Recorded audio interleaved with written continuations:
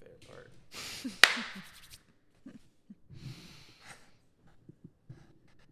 Hi, dear. Hi. How are you? All right. Just all right. Yeah.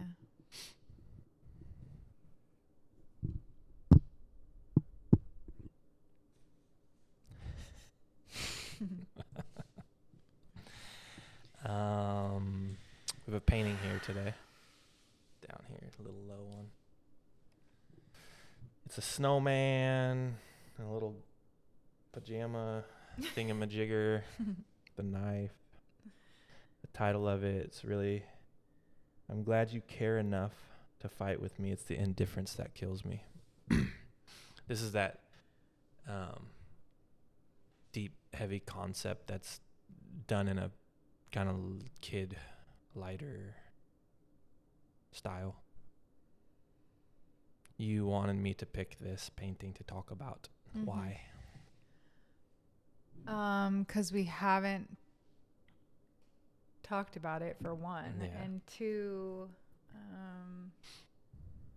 I don't know, like I don't feel like bonded with it because I don't really understand it, I don't think. Got And it. like a lot of these, Even the caption. Once you read the caption's pretty long and thorough. yeah, I don't know. I just probably need some explanation, and I think it's a good one to talk about. Got it. It's Okay. like one of the heavier pieces in here. Not heavy, but I think they can all kind of be heavy. kind of. But Okay. So in general, conflict causes people to get into their automatic response system. There's a name for it. Fight, flight, freeze, fawn. There's actually 4, they say. Fawn is like where you kind of put your charm on and like snuggle up to the person that you feel threatened by. So, and my typical response is fight in conflict. Lots of people, it's walk away. And it depends. People vary. They don't only go to one, right? It's not like everyone is a flight person in every situation. Right. Right. A lot of it has to do with the perceived conflict, how well you could do in a fight. So if you don't think you're going to win a fight, you're not going to choose to fight typically, right? Because these are like survival instincts. Yeah. So all this stuff gets calculated kind of on a subconscious level. So with me, people often run. We're not talking about physically fighting. We're talking about in an argument, Yeah. in a conflict. People like, I'm not fighting with you. I don't exactly know why. You can probably tell everybody more about that than I can tell about myself. But the problem when somebody walks away in an unresolved conflict, especially in adults, that person has to walk back. They have to sort of go, okay, I walked away. Now I'm ready to deal with the conflict. And typically what happens is they walk away and stay away, or they walk away and they come back and pretend like nothing happened. Then if you bring it up, then they walk away again, and they keep walking away, and then they're blaming me or whoever, like you're a drama queen, troublemaker, etc. When the real is, I want to get to the bottom of it. So whatever the thing is that caused the conflict doesn't happen again. Yeah. So it's extremely hurtful when people walk away, and you have to sort of let them stay away. And with our little ones, people have walked away in their life. And then the best analogy is like the adults are throwing a fit, except you know how when you go to your room and you throw a fit and you're in your bed and you're just you're like nobody loves me, everybody hates me, and Mm-hmm. I hate my whole family. And you say everyone can relate if they're honest, throwing a fit, going in the room and like just telling yourself all these false narratives, especially in that extreme moment. Well, when you live in the same house, eventually you got to come out of the room. You got to eat, go to the bathroom, etc. And in our home, it's like you come out of the room and you don't get to do anything until you come fix the thing. Yeah. Whether you express yourself and go, hey, this is what hurts, or you go, my bad. I threw a big old fit because I didn't want to eat my broccoli. Yeah. Whatever. Okay, well, human beings, not connected to God and not learning proper adaptive behaviors to strong emotions or uncomfortable emotions, they grow up with the same tendencies. And what they call adulting is they just get good at sort of pretending they don't feel the thing. Okay, well, again, one of my gifts is to get people to that point and go, no, you feeling it. Yeah. I'm feeling it, you're feeling it. And there's an elephant in the room and I'm not pretending. Yeah. We're going to deal with it. Yeah. And so they throw a fit by going to they don't live with us. They live in another house. Mm-hmm. Well, you do that, and now you could stay in your house and go to the bathroom and go get food, and you can never come back to our house because you're not in this little vicinity. So, and I can't go, hey, if you come out of your house, you got to come. It's like I can't make them deal with the thing. And so then what happens is they run, and the thing that they do is they convince themselves of a narrative that's false. You've heard people go, you made me feel like a 5-year-old. It's like, okay, first, you feel like a 5-year-old, but I didn't make you feel that way. Yeah. You just feel like, oh, you're in trouble now, and it's like, I'm pointing out a behavior that's wrong. And hardly anybody does that. Most tribes, the way they operate, because conflict's so difficult and takes energy and hard to get to the bottom of, and people throw fits and et cetera, is they just avoid it like the plague. They just go, I'm just not going to deal with conflict. So that's a huge problem. This painting is about the pain of when people walk away and they don't engage in the thing. They won't even hear it out. So it breaks the relationship immediately. And then they're convinced it's my fault when they're literally not engaging it. They don't even know what the conflict is. I think it's honestly this. Like we were talking about yesterday, that thing that the Gabor Mate, he's a physician who's like studying this kind of stuff, whole body type thing. He was like, what the research shows is when you repress emotions, especially which ones do we repress? We don't repress joy. We repress emotions that are uncomfortable. I don't like to use the word negative because I think all emotions are intended for good when they're processed correctly. Your anger in the right way is good. And I think that certain people get in their mind like, no, anger is always bad. Aggression is always bad. Like, no, it's not. It's you could be justifiably angry that someone, abused your kid. That's what causes you to fight for them. So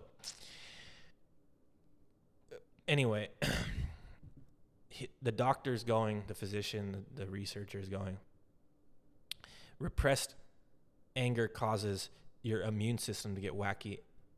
So that it's something like your immune system is meant to keep the bad stuff out, pathogens, disease, sickness, germs, viruses, bacteria, blah, blah, blah, right? It's meant to keep the bad stuff out and to let the good stuff in. That's the immune system's job. And when we have a immune disorder, it's like our body attack. It doesn't know what the in or out the right way.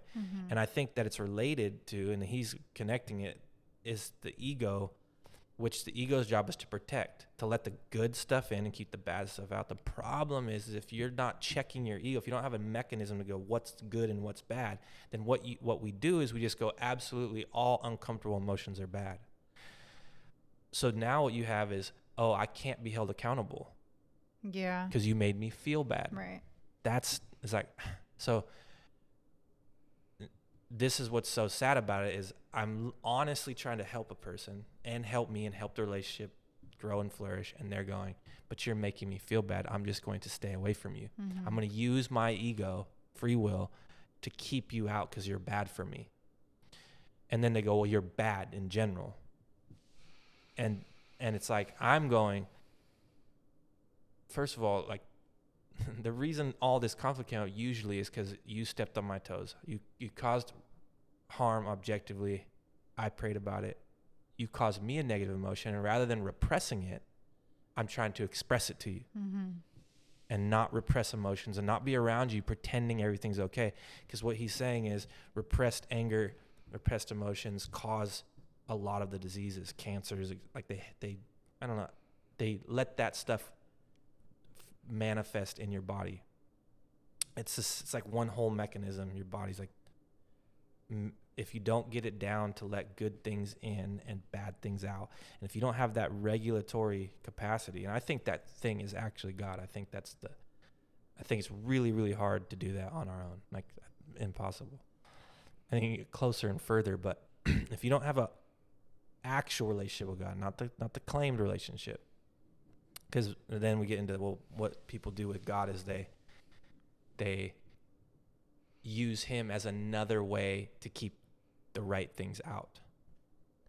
They'll just keep him as part of their ego. So for instance, God is all about forgiveness, right? We've heard that. It's like, well, so what they do is go, you can't be mad at me because God wants you to forgive me. Mm-hmm. It's like, no. Like eventually, if you own your stuff, so that we can move past it, but just forgive you absolutely is not helping. Mm-hmm. Right? So that they use that kind of mental gymnastics to create a situation where, like, they have this false God that sort of co-signs all of their bad decisions. Like, you see it in toxic positivity with Christian community. That's like, every day above ground is a good day, and breathing, and I got our Lord Savior. That's it. And it's just like this. Like, hold on. What about the sad? But what about all these emotions that God gave us to express and use, and He wants us to be honest, coming to Him, that we're not expressing. Mm-hmm.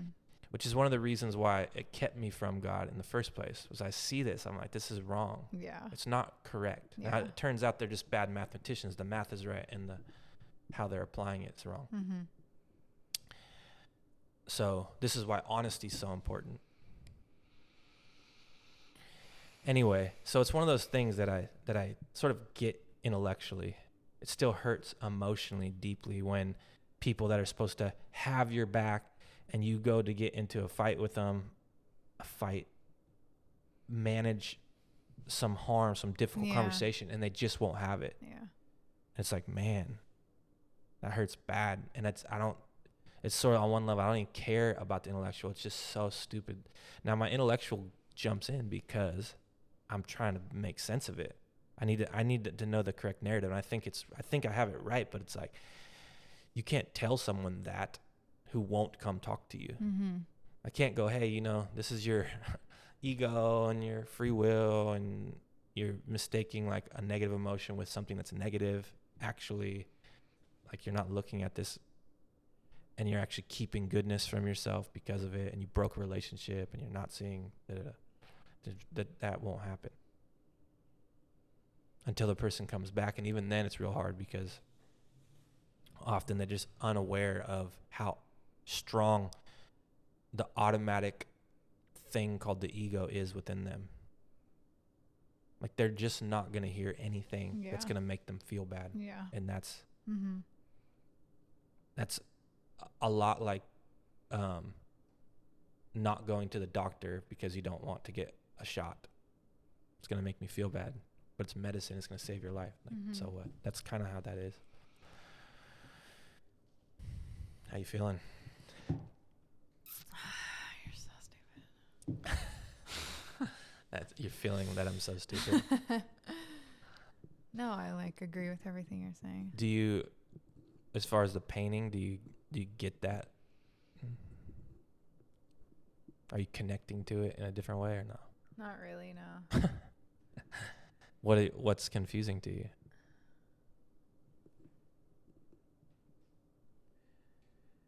it's something like appreciation for people that get over that and stick around and battle.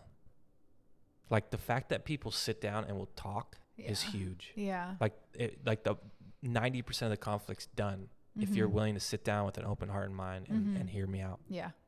That's kind of like, just hear me out. And I've had people where you remember a teacher colleague was like saying he was doing weird stuff, backhanded disses and taking shots and acting weird and gossiping, and I called him out. I'm like, bro, that's not okay. And then it was so the story is, I wasn't going to a potluck because we were having financial troubles like we normally do. Plus I didn't feel safe at the school to like, I'm not going to a potluck to like act fake. I feel attacked by the school. I feel unsafe, and we're not have very much money. So he tries to take a shot like, it's not very democratic of you, because at the time I was fighting for democracy at the school amongst the staff. I took a shot. I go down to sit with him. Go, hey, that's not okay. He's like, oh, well, you're just doesn't seem right. And I'm like, hey, listen, that's not it. And it's not even the reason I'm doing that. And I told him the reasons, and so he felt guilty. Yeah. He felt guilty that he took a shot when he didn't understand the story afterwards. So then what he started doing is bringing me gifts. I don't know if you remember this, like 5 languages, and gift cards and just like all these gifts. And I just felt like, what are you? And so I brought the gifts back to him. I go, hey, bud, like, if you want to give me a gift, if you want to like actually give me a gift, come sit and talk with me. Come see where I'm coming from. Come hear my story. Come get to know me. And he went, I don't do that. Like, in other words, it was very clear, like, oh, I'm not giving you these gifts because of you. I'm giving you these gifts to appease my guilt, not because I'm actually trying to help you. Yeah.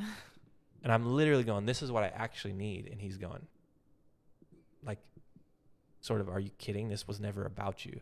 Which made it so that it makes me analyze all the gifts I get. Like, most of the gifts people are giving are for them to just not feel bad.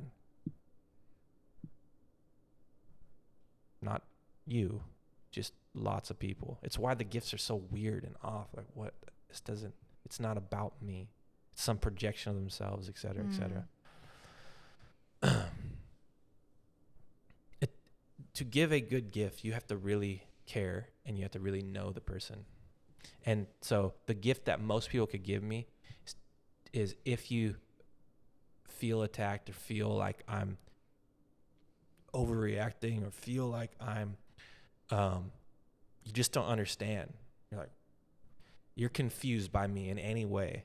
Sit down with me and go, I'm confused by this, and I could explain it. Like, I think I could explain anything to anybody. Yeah. You see how much I talk. Like, I think I could. Yeah. And I have real evidence about that. I've talked to lots of people and in a one-on-one setting. And if they come with just the idea, like, maybe I'm wrong, I could explain it. And I'm open to it. Like, maybe I'm wrong. Let's get to the real. So it's sort of like an appreciation for anybody who does that, and a call out for anybody who doesn't.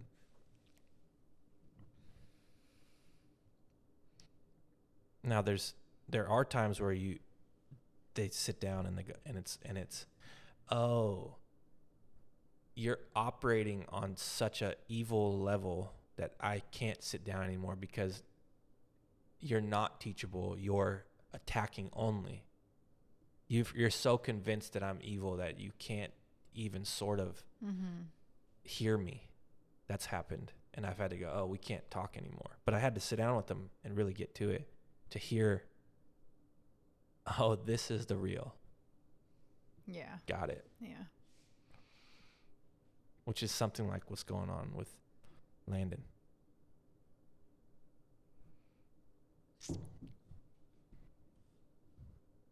How you feeling about that?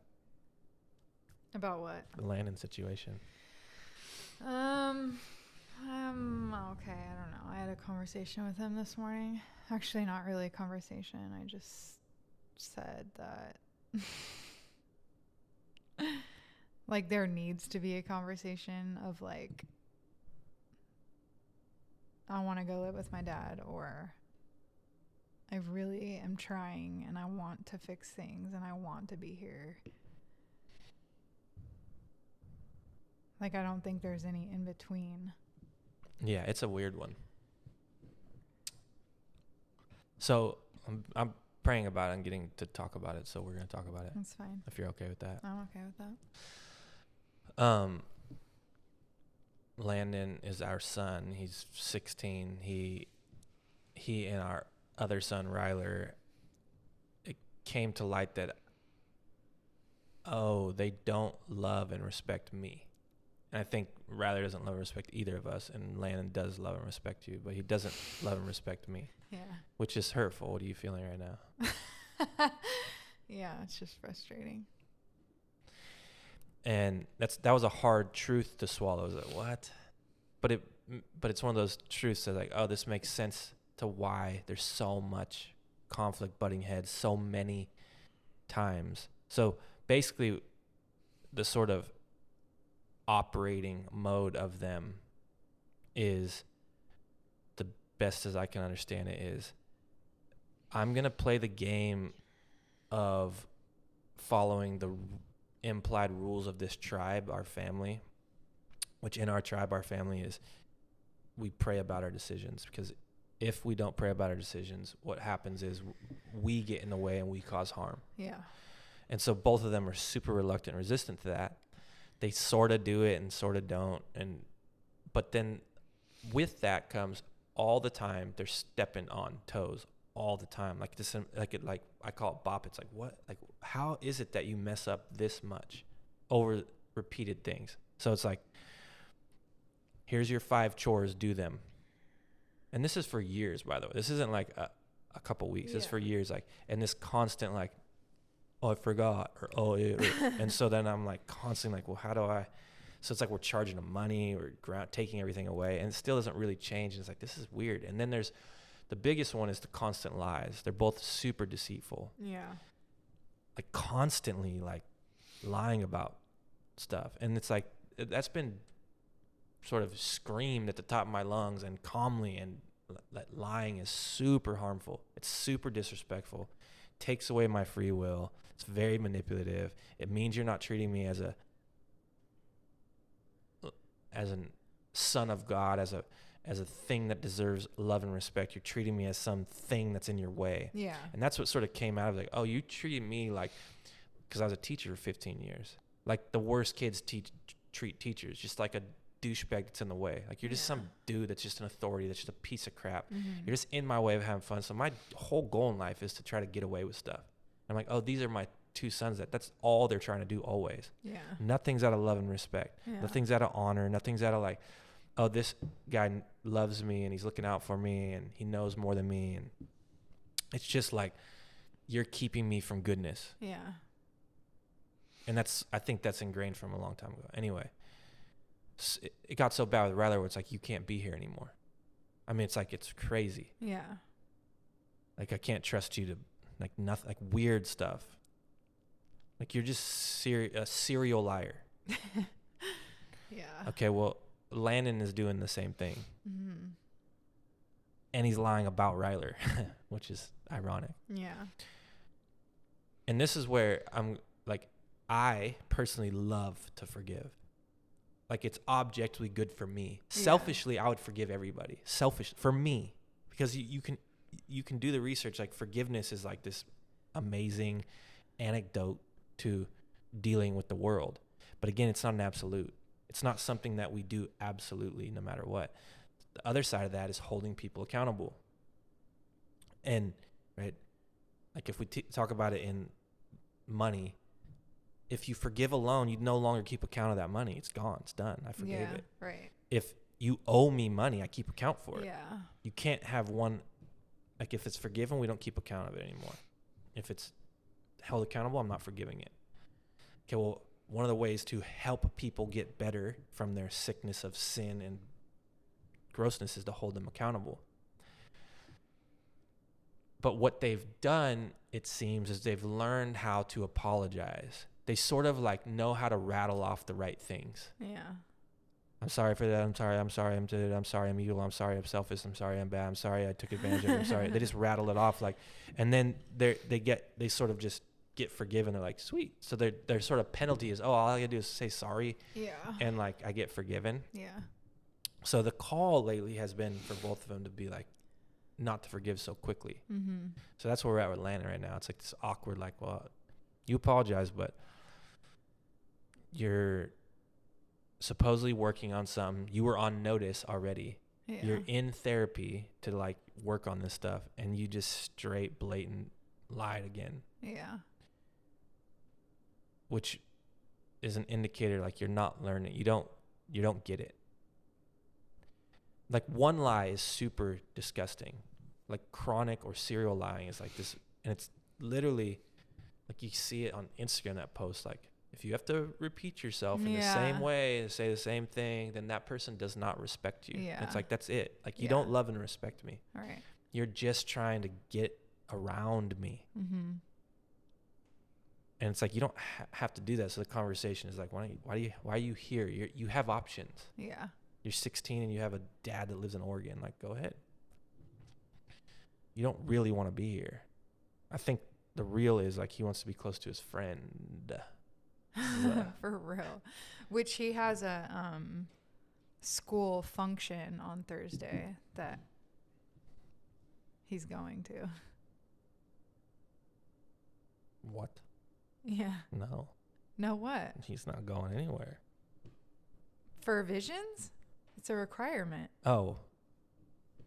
What function? It's like what Ryler had that one time. Remember where they all met at a library and like You when you said school function, it made me think of like a dance. Yeah, that's No. what you say, a school function. Like, yeah, he's going. You mean he has a requirement, like. Yeah, but why'd you bring that up when we're talking about social? Because you said a friend, as in like he literally has no friends. Yeah, he has one good friend and then a bunch of acquaintances, and I think it's actually normal for people. That his age, they're not really friends.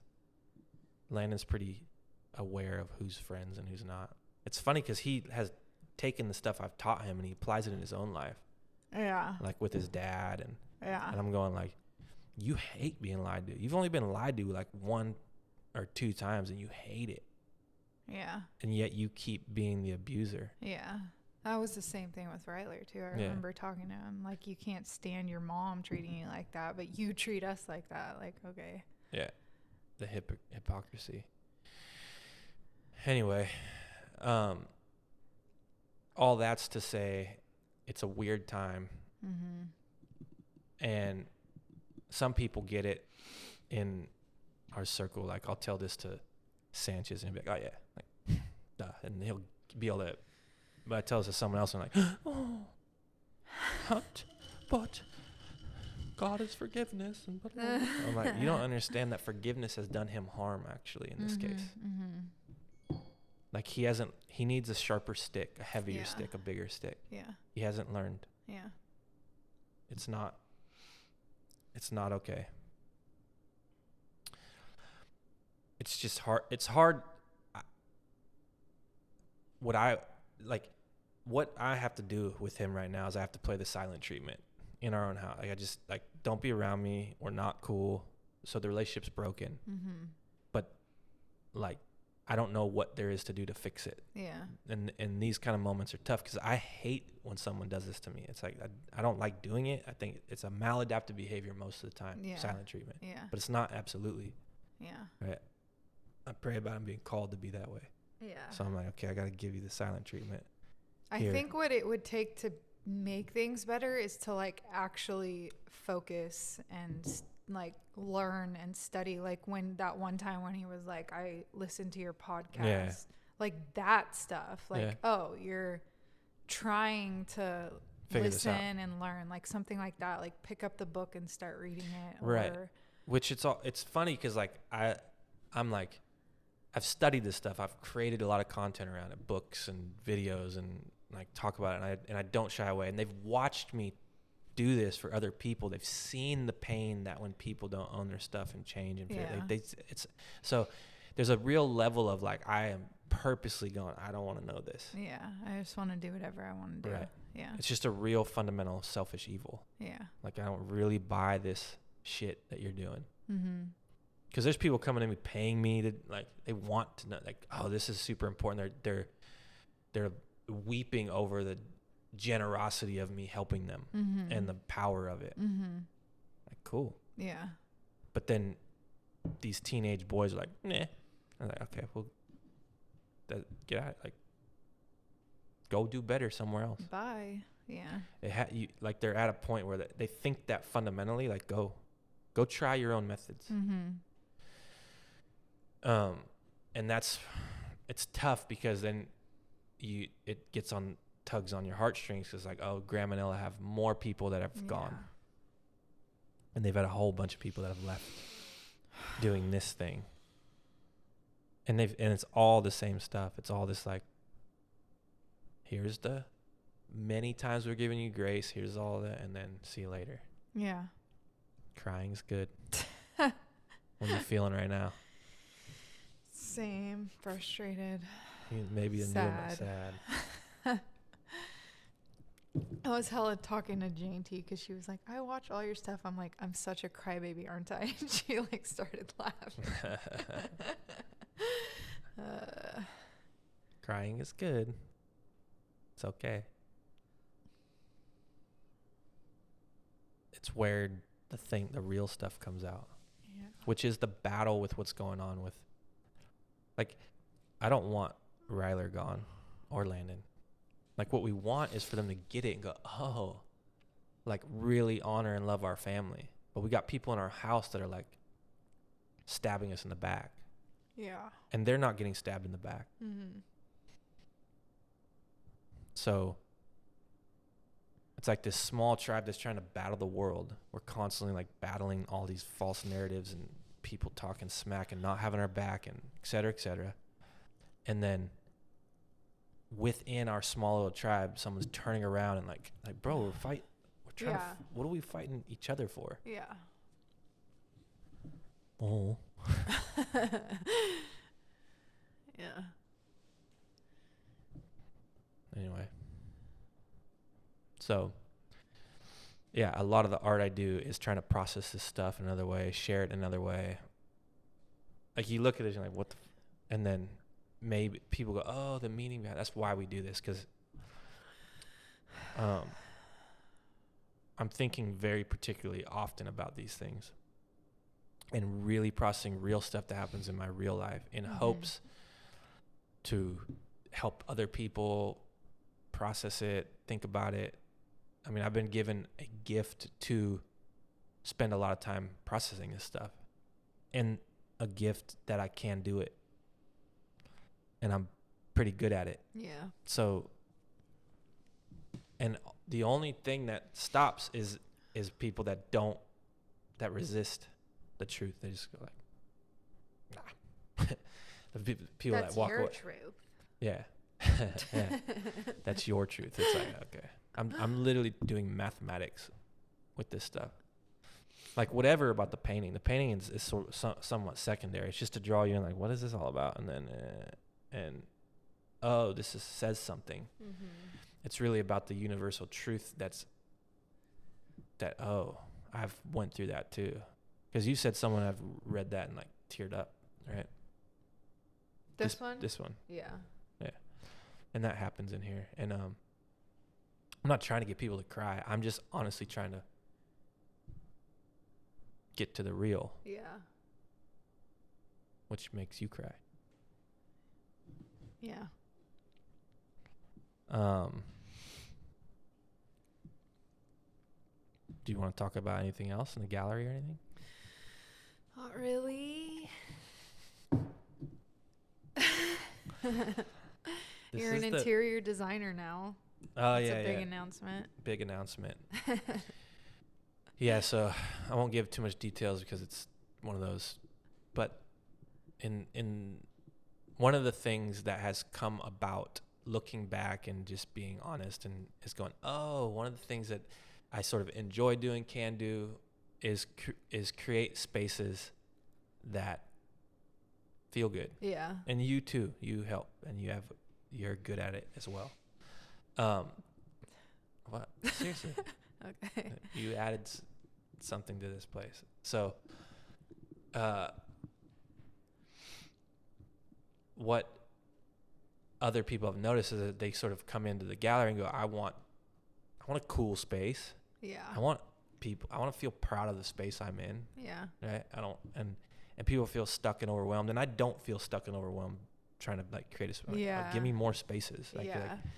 I feel like I can do it all day. It's a little bit like in general, the creativity. There's people that are like, they've often said like, oh, I can weld, but I just like the creative part. It's like, that's the whole thing. The welding is just a skill. Like, yeah. I don't know. It's like, so for me, that part's the easy part. The skills are the part that's tough. Like actually getting good at painting is tough. It's like, I don't know. But like coming up with concepts and ideas and just getting it out is hard sometimes. Anyway, so some supporters got a new space locally, and they're like, come just walk through it and give us your ideas. And it's just like, you were there. Yeah. What did you think? I wasn't expecting the outcome that we got. Right. I thought you were just going to walk in and be like, oh yeah, I can put some paintings in here. That's fine. And like, it ended up being this crazy thing where you just like took the blank space and were like, you should do that and that and that. And they were just like, yeah. Yeah. And you ended up getting hired like for something I didn't even think that you would be hired for. Right. Which is cool. Yes. So yeah, I was just letting my ideas flow. Once I got their ideas, I listened first. Yeah. Just to hear what I always want to know what the constraints are, what the limitations are, why they have me there. Mm-hmm. And to their credit, they're like, we just want you to like, do whatever and say whatever, and like we're open to whatever. We just and don't. if you're not into it, that's fine, totally right? fine. Like a way out, like this is bull. Yeah. Anyway, by the end of it, they were excited, and they were like, all those things you talked about, I'm gonna pay you to do them. Like, so I was like, oh, that's cool. And then it was like, this would be cool to do that. I don't like the term interior designer at all. I know, neither did I. It's just like, give me it's more like the space is the canvas. Mm-hmm. Just the space is the canvas, and then let me create the space. But where an interior designer sort of comes and again, not to cut on interior designers, but they have a vision, other people implement it. Like, this is more like, I have a vision and I get to actually do it. Like, I get to put the paintings up, paint it. I get to make the furniture. I get to do the things. I was trying to think of like a correct term, but I don't know. It's just like it's just creating a space creator. I don't know. It's something like that. Like, it's like if someone gave me a room, like, I want you just to make this room dope. Like, okay. Yeah. I'll make the room dope. Or a yard. Creator. Like, I've done it with our yards in the past, and and with the gallery, and it's just, I just see the thing that needs to happen fairly easily, or I see the thing that's wrong with it. You know, the thing like, no, this can't be. This is off. Yeah. And all of it is like just trusting my eye. My eye has gotten trained over the years of just being objective and tuned into God and intuition and all that stuff. Like, it's just like, there's something to it. Mm-hmm. So yeah, whatever it is, it's just that. It's like, my lens is just, I'm constantly trying to clean it or keep it, really get out of the way and let God speak through it, and that's it. So that was good news. It was one of those, oh, we're going to be here next month now because of that. Yeah, literally. That job makes us go, oh, we get to be here next month. Yeah. At the very end of the month. Yeah. unexpected. Yeah, that was crazy. Yeah. And also someone who's notorious like for not like paying on time or making slow decisions. That was another thing. He was like, yeah, I called so-and-so and they were like, really, this fast? This is not like you. And he's like, yep. Like, so it was, and like walking the check in the next day, like, oh, He's pumped. he's got the spirit in him, Yeah, that's cool. or God got to him or something. One of those things. So we get to do it again. Buy a thread. Yeah. So one of the ways that I have done this business from the very beginning is I make things, I take pictures, I post it, like from the very beginning. Back on Craigslist, Facebook Marketplace, and Instagram. And that's sort of how it's been in the slow times when there aren't commissions or people buying things. It's like I kind of have liked those times, like, cool, I get to have time to make something that I want to make or that I'm called to make, that and push the business in a direction I'm going. Well, this time period, I mean, literally for a year kind of, it's been like a really, and even the last few months, it's been this like it hasn't been to do that. I pray about it, and there's all kinds of reasons I could bring it up, but it's like, yeah, like I can be like, there's not space, there's nowhere to put it. But it's weird to be an artist, someone who's a doer, someone who really likes to create in general. Like I feel good about creating this. Like I'm like, okay, we're doing something. Yeah. Like a podcast. Yeah. But in general, there's a lot of like, no, just exist. There's no real working on making something, creating anything. I mean, little stuff on the Feebleverse and some writing, but it's like, no, it's almost like sit down and shut up and just live. And that's been a real struggle. It's really hard for me to not be doing. So there have been times like this. I felt like this before we wrote the first book. When we were moving, it's like a lot of like, nope, you're not making nothing. You're just like selling things and getting ready. It was like a bunch of that. So there's these interesting times with God that are like, no, it's not time to make. Because I enjoy that part the most, or it's the most attached to identity or something. I don't know. So, or you don't struggle with that. No. You like when it's that way. I do sometimes. I like to be busy, not necessarily like busy as in I'm here at the gallery. Like that's not busy to me. You like to work. I do. I like small shifts, busy shifts where I can make like a decent amount of money shifts. Well, all of a sudden we're in the money. Now no, shifts, it's like all of money. It's like all like. Oh, you're connecting when you were a waitress to what this? Yeah. Like I enjoyed that. Right. It was very busy while I was working, but the shifts were short. And like if I was only making minimum wage, I would have been like, okay, this is kind of stupid. Like it's not really helping us that much. But it was just like went off on a decent. way interesting tangent. I don't know. Like, yes, I like to be busy, but I also am totally fine to chill. Yeah, but this, you just went into money making. It's a whole different thing. It's not even, to me, it's not related. It's like, it is related. It's like to me, part it's of not. the. If I was going to die tomorrow, I wouldn't go, oh, I need to go make something. That's not how it is for me. So I'm talking about that kind of thing, like a fundamental in my nature. If you were going to die tomorrow, would you be like, I want to go work a short shift at a restaurant? No. Right. Okay, so I'm going like, I want to live a good life. Yeah. Right?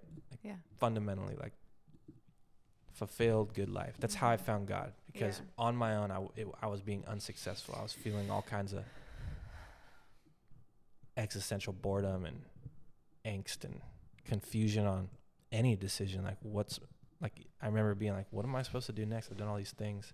Stop playing with What am I supposed to do next? I rubbed off on you. Nah. Mm-hmm. So one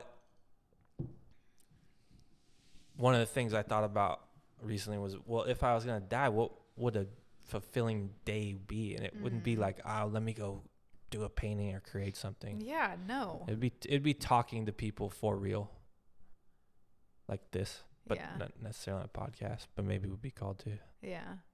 Like interacting for real with people. Yeah. Connecting. Let's not talk about that. I don't like that. Oh, okay. It's It's real. It's real. I don't like it. I have a tumor growing. Shut In up. the secret spot. Stop. You're so dumb. You're the worst. Okay.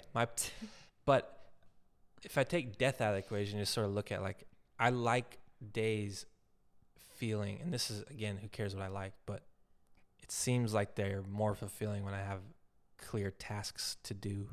Yeah. Clear, like when I get to make something, like cleaning the toilets, I'm like, doing a maintenance job.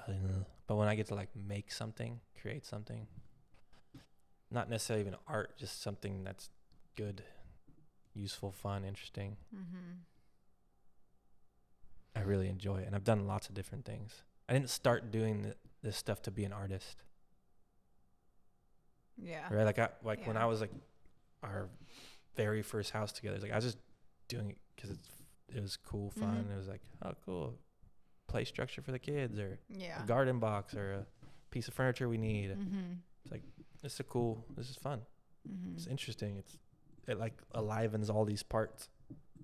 And it's practical and it's real. So that's sort of what I'm drawn to. And I think probably lots of humans are. It's why I think of the homestead idea. Because it's like, that's all you do is you just wake up and you do stuff that's useful. You like working. That's what you would do. You'd work. You'd be busy with real stuff. I love that idea for you. What? It doesn't work. It's not. I love that idea for you. Did you guys see this? I don't know. I think you would be busy totally thrive in that environment. I would definitely thrive. I know. Yes, I think you would too. You just are it's too in your mind resistant. It's a bit like you don't like to process, even though you thrive when you actually process. Yeah. I would want to go like talk to people, and like, you think we're freaking secluded I'm not talking about and small right now. I'm not talking about being you.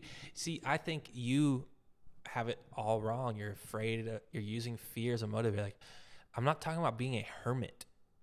Homesteaders, you can have a commune where you have a bunch of people on the homestead. Oh, a commune? Yes. Who's coming up with us? Who would actually do that? Anybody who watches this, you don't have to come along. No. I'm not talking about polygamy or anything weird. I'm talking about where everybody's their own little spot. Why would you even I don't say know. that? Because why are you acting like it's the weirdest idea? Polygamy. Yeah, I'm not talking about like Always weird wanted cult. a sister wife.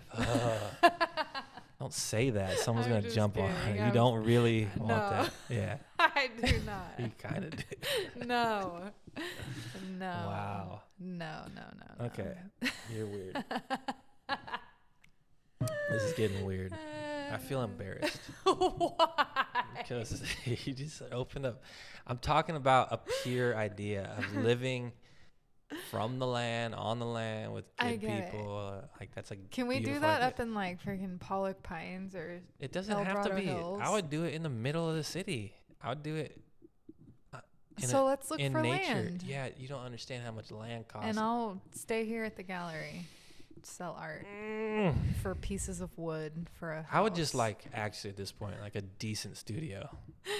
I know. Pieces of wood. But honestly, I was thinking about that this morning when I woke up randomly. Like, how would that even work if you had somewhere else to work? Like, this would have to be closed at 2:30 every day.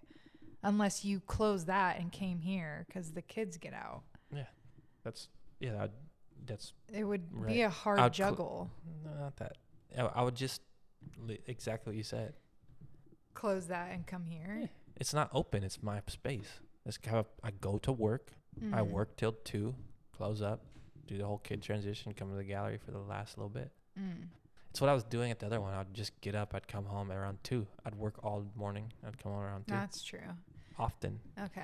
So Like, if anybody has workspace that they want to generously donate. Yeah, like a studio, talking about indoor, shop, rolling door, barn, Something. on some land, close by, some cows walking by.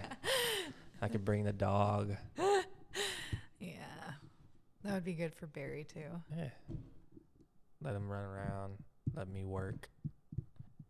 Actually get stuff done. I'll trade you for some stuff. Yeah.